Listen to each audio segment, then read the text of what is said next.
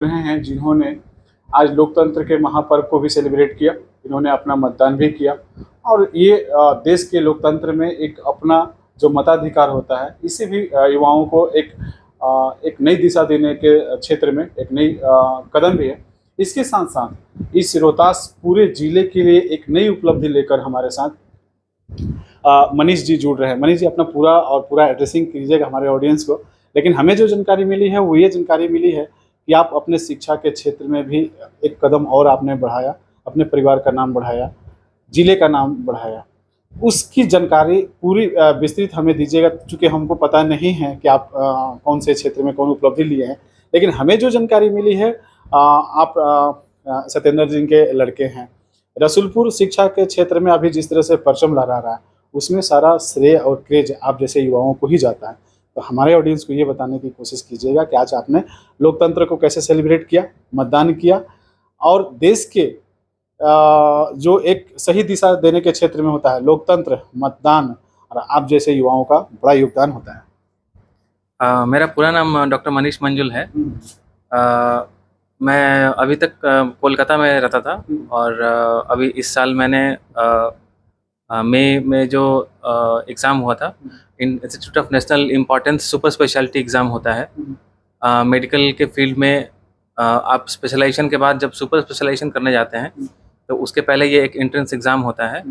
और मैंने एम्स में सर्जिकल ऑन्कोलॉजी जो फील्ड है, जिसको कैंसर सर्जरी भी कहा जाता है, इस फील्ड में मैंने ऑल इंडिया सेकंड रैंक प्राप्त किया है। सर, एक मिनट हम आपको रोकना चाहेंगे। हम लोग डॉक्टर के क्षेत्र में दो ही नाम सुने हैं, एक एमबीबीएस, एक एमडी। लेकिन आपने जो उपलब्धि हासिल की है ये उससे भी ऊपर है। जी, मैंने अपना एमबीबीएस किया था Monday institute of medical science से।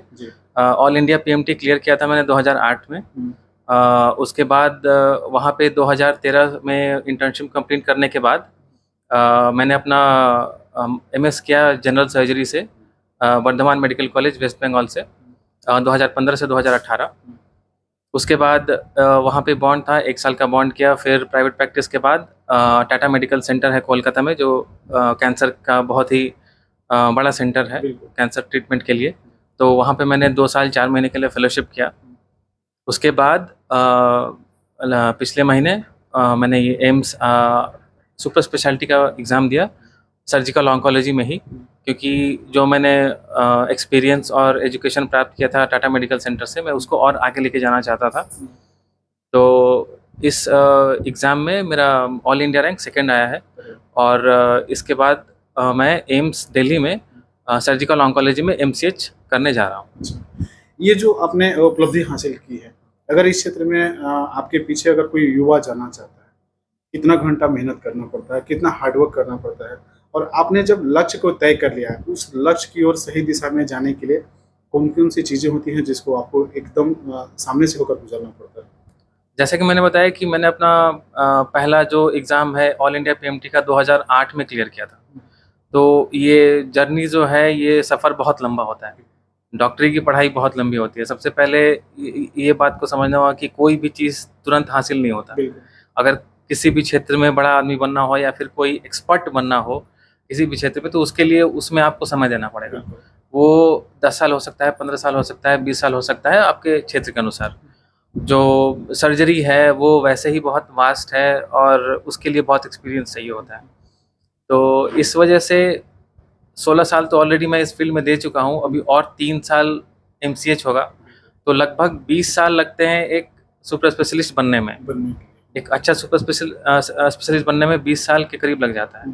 तो सबसे पहले जो भी युवा हैं या फिर जो भी इस फील्ड में आना चाहते हैं, एक सक्सेसफुल करियर बनाना चाहते हैं, मेडिसिन नहीं किसी भी और फील्ड में भी, सबसे पहली बात यह है कि आप एक मैराथन दौड़ रहे हैं। ऐसा नहीं है, 100 मीटर का रेस नहीं है। इसमें आपको बहुत साल अपना मन जो है एकाग्र करके एक दिशा में आपको बढ़ना पड़ेगा, तब जाके आप किसी भी क्षेत्र में आप एक एक्सपर्ट आप बन सकते हैं। देखिए मनीष जी, आपसे जो सीखने वाली बात है युवाओं को, वो ये है कि एक छोटी सी जब लोगों को प्लेटफॉर्म मिल जाता है या लक्ष्य मिल जाता है, अधिकतर युवा वहीं रुक जाते हैं। उनको लगता है कि चलिए अब यहीं पे हम हो गए। लेकिन आपने कई ऐसे लक्ष्य हैं जिसको आपने पूरा किया, और इसके बाद भी अभी जो आपने लक्ष्य लिया वो जो लक्ष्य होता है उसके अनुरूप आप कितना घंटा मेहनत करते हैं, या उसी पे आप एकदम पूरा कॉन्सेंट्रेट रहते हैं कि नहीं हमको वहां तक जाना है? ये एक्चुअली जब आप किसी फील्ड में जाते हैं तो वहाँ पे फिर आपको रियलिटी पता चलता है कि अभी और आगे बढ़ा जा सकता है। बिल्कुल ये जो भूख है कि मुझे और अच्छा करना है, बिल्कुल। इसको कभी नहीं मरने देना है। कभी भी आप एक सब स्टैंडर्ड चीज़ पे आप जाके ये सेटल नहीं हो सकते कि अब मेरा हो गया, मैं नहीं करना चाहता। बिल्कुल। अगर आप एक एक्सपर्ट बनना चाहते हैं, एक बहुत अपने क्षेत्र में अपना नाम कमाना चाहते हैं, तो उसके लिए आपको कंटिन्यूअस लगातार सालों साल मेहनत करना पड़ेगा। और जहाँ तक घंटे की बात है, वो आपके क्षेत्र के अनुसार 2 घंटे भी हो सकते हैं, 4 घंटे भी हो सकते हैं, 5 घंटे भी हो सकते हैं। लेकिन जो कंसिस्टेंसी है, मतलब जो कंटिन्यूअस मेहनत करने का जो क्षमता वो सब में ही होती है। ऐसा कोई नहीं है कि जो नहीं कर सकता। बस यही है कि अपना कंसंट्रेशन और अपना लक्ष्य जो है वो आपकी आंखों के सामने होना चाहिए। सर, रसूलपुर, रोहतास प्रखंड, रोहतास जिले, अपने परिवार और आपके जो सहपाठी हैं, सबके बीच से आगे निकलकर आपने इन चीज़ों को हासिल किया, मुकाम हासिल की, पूरा नाम रोशन किया।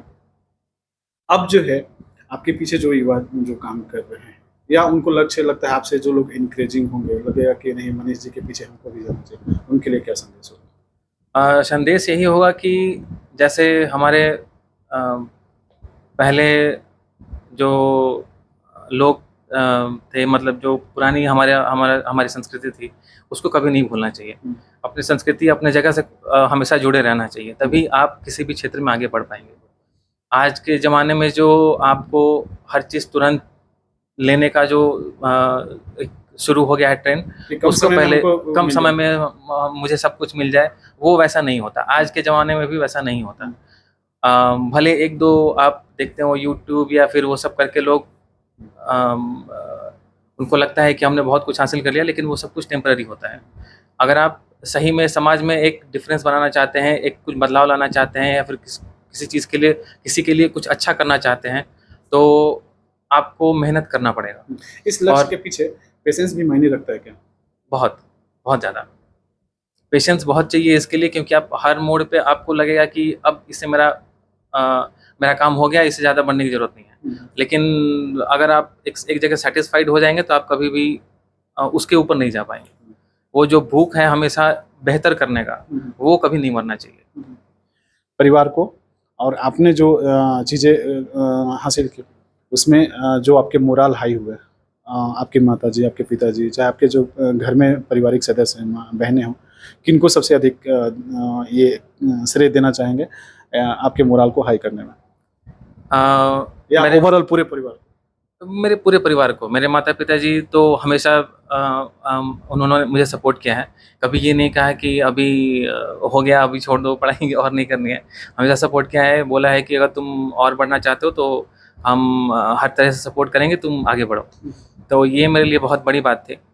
और मेरे माता पिता के अलावा मेरे घर में सब कोई, मेरी पत्नी और मेरे इन-लॉज़ जो भी ससुराल के लोग हैं, सब ने मुझे बहुत सपोर्ट किया हर तरह से। तो सपोर्ट की तो कभी कमी नहीं थी, बस मैंने उस सपोर्ट का सही फायदा उठाया और आज आगे की ओर आप गए, बढ़ते गए। लास्ट में आपसे ये जानना चाहेंगे कि परिवार के बीच जब आप बैठते हैं, इस तरह की जब उपलब्धि आपको हासिल होती है, वहाँ से भी और टारगेट मिलता है कि इसके आगे भी आके आपके लक्ष्य हैं तो आप वहाँ आगे बढ़ सकते हैं? बिल्कुल। ये डिस्कशन जो है हमारे घर में चलता ही रहता है कि इसके आगे क्या कर सकते हैं, तो वो भी एक बहुत बड़ा एडवांटेज है। और अभी तो घर में लगभग सब अब प्रोफेशनल ग्रेड में आ गए हैं। कोई इंजीनियर है, कोई डॉक्टर है, तो वो अच्छा भी लगता होगा इस अच्छा तरह का लगता जब है। माहौल होता है। हाँ, पूरा एजुकेशनल हब टाइप पे लगता होगा ना। हाँ। ये इस तरह का माहौल है, फिर इसके बाद जो चीज़ें आएंगे वो इसी रास्ते पे ट्रैक पे जाएगा। और ये परमानेंट है, ये आपको यूट्यूब और उसके जैसा फ्लैशी नहीं है या फिर टेम्पररी नहीं है। ये चीज़ आपके साथ जीवन भर रहेगा। जो आप स्किल लेते हैं, सीखते हैं 4 साल, 6 साल, 8 साल में, वो आपके साथ सारी ज़िंदगी रहती है। उससे भले ही थोड़ा बहुत समाज में या फिर कह लीजिए कि जॉब में उतार चढ़ाव होते रहते हैं, लेकिन जो आपके साथ स्किल है वो आपको तुरंत कभी खत्म नहीं होता है और आपको तुरंत वो एक अच्छी जगह पे पहुंचा देती है। जीवन में शिक्षा का कितना महत्व होता है, और शिक्षा अगर आपके साथ और आपके परिवार के साथ हो तो एक प्रोफेशनल लाइफ मिल जाता है। बिल्कुल। जब हम लोग बड़े हो रहे थे तो ऐसा नहीं था, हम तो बहुत साधारण परिवार से बिलोंग करते हैं, तो हमारे पास भी बहुत सुख सुविधाएं कुछ नहीं थी। तो धीरे धीरे आगे बढ़ते गए और अपना नेक्स्ट टारगेट फिक्स करते गए कि हाँ, इसके बाद मुझे ये करना है, इसके बाद मुझे ये करना है। और जो अच्छा बेहतर करने का जो मन था, उसी के वजह से आज ये सब हो पाया। थैंक यू, मेरे साथ आपने अपना बहुमूल्य समय दिया, लोकतंत्र के पर्व आपने सेलिब्रेट किया। मुझे पता चला है कि आप बड़ी दूर से इस मतदान के लिए यहाँ तक पहुँचे। सिस्टम में जब आप खुद से आगे बढ़ते हैं तो ये तो आपका अपना एक निजी उपलब्धि होता है आपके परिवार का। मतदान एक ऐसा चीज़ है जो समाज को, देश को तरक्की के राह पर लेकर जाता है। बिल्कुल। और मतदान सबको ही करना चाहिए, क्योंकि अगर आप ये चाहते हैं, अगर आप सिर्फ कंप्लेन करते रहेंगे कि आज मेरे पास ये नहीं है, सरकार ये नहीं कर रही है, वो नहीं कर रही है, और अगर आप वोट ही नहीं करेंगे तो फिर अपना अधिकार ही नहीं, अगर आप इस्तेमाल नहीं करेंगे तो फिर उस बात का कोई मतलब नहीं होता है। अगर आप कोई भी बदलाव लाना चाहते हैं तो आपको घर से उठ के जाना पड़ेगा। थैंक यू मनीष मंजुल जी, आपने मुझे अपना बहुमूल्य समय